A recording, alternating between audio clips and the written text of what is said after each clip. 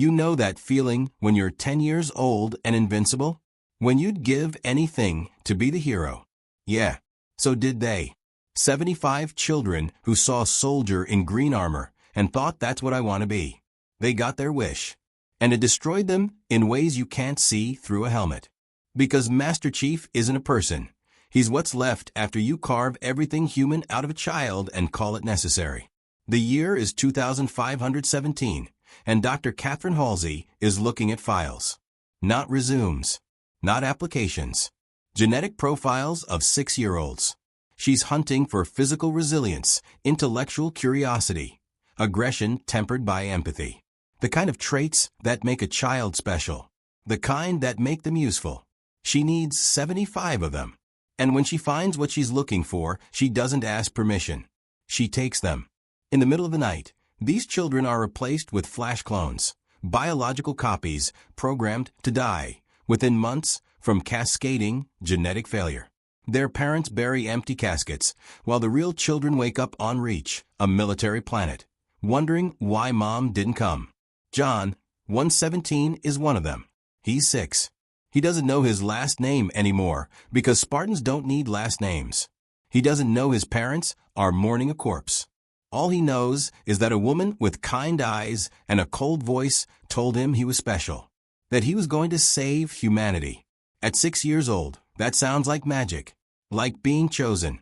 It takes about 3 days before he realizes what chosen really means. The training is worse than you're imagining. Picture boot camp designed by someone who doesn't believe children feel pain the same way adults do. They run until their legs give out, then they're punished for stopping. They fight each other, not sparring fighting, because Halsey wants to see who leads, who follows, who breaks. They're taught that failure is death, not metaphorically, but as a tactical reality. The instructors don't yell. They just watch. Cold. Clinical. Taking notes on which children cry and which ones swallow it down. John learns fast. You can cry, but only where no one sees. And even then only once. He's 8 years old when he kills someone for the first time. It's an accident during a training exercise in the forest. 4 Spartans against a squad of ODSTs, orbital drop shock troopers, the toughest human soldiers in the UNSC. Except these kids have been trained like weapons, and weapons don't pull punches. John doesn't mean to hit the man so hard. Doesn't mean for the neck to snap like that. But it does. And the instructor just nods. Makes a note. Calls it acceptable collateral in force assessment. John doesn't sleep that night. Neither do the others. They don't talk about it. They never talk about it. Wait. Stop for a second. I need to ask you something real. Have you ever wanted something so badly that by the time you got it, you couldn't remember why you wanted it in the first place? If that hit you, just right, I felt this. Because someone else probably will too. By the time John is 14, he's not a kid anymore. Not in any way that matters. He's 6'3", can bench press 300 pounds, and has a reaction time that would make Olympic athletes weep. But 14-year-olds aren't supposed to be 6'3". They're supposed to be awkward and growing into themselves. So the UNSC does what any responsible military organization would do when they have 75 child soldiers. They chemically and surgically augment them, without anesthesia for some of it. Because Spartans don't need comfort. The augmentation process is horror dressed as advancement. They inject catalysts into bones to make them nearly unbreakable.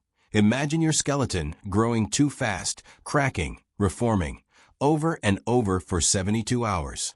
They rewire neural pathways to boost reaction time, which feels like your brain is being electrocuted from the inside. They implant carbide, ceramic ossification, muscular enhancement injections, superconducting fibrification of neural dendrites. If you're thinking that sounds like torture, you're right. It is. 30 Spartans die during the process. 12 more are crippled so badly they'll never walk again. That's a 44% failure rate. Halsey calls it acceptable losses in pursuit of strategic advancement. John survives. His body accepts every augmentation.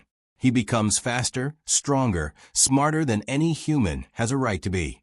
And when they finally strap him into Mjolnir armor, a half-ton exoskeleton that amplifies everything he is.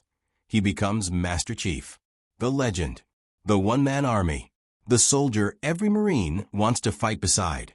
But here's the thing nobody tells you. The armor locks. When he's in it, he can't take it off without help. It's not a suit.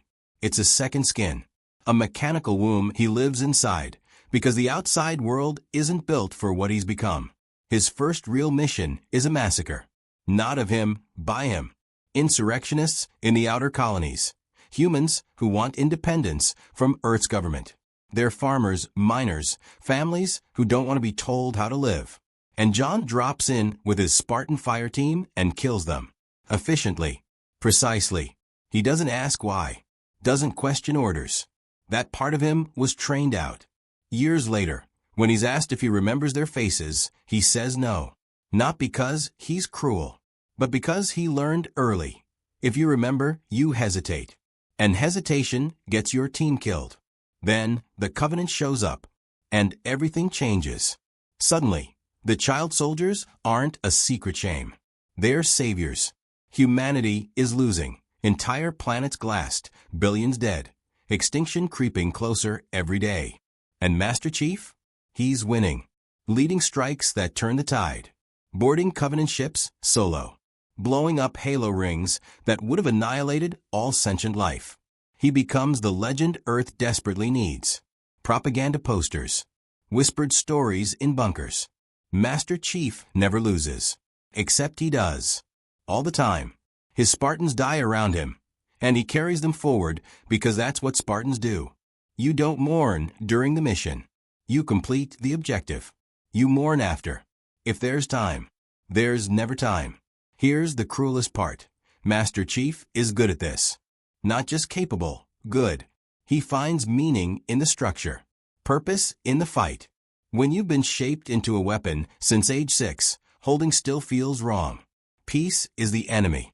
So he keeps fighting, and fighting, and fighting, until the war ends and everyone celebrates and he realizes he doesn't know how to stop.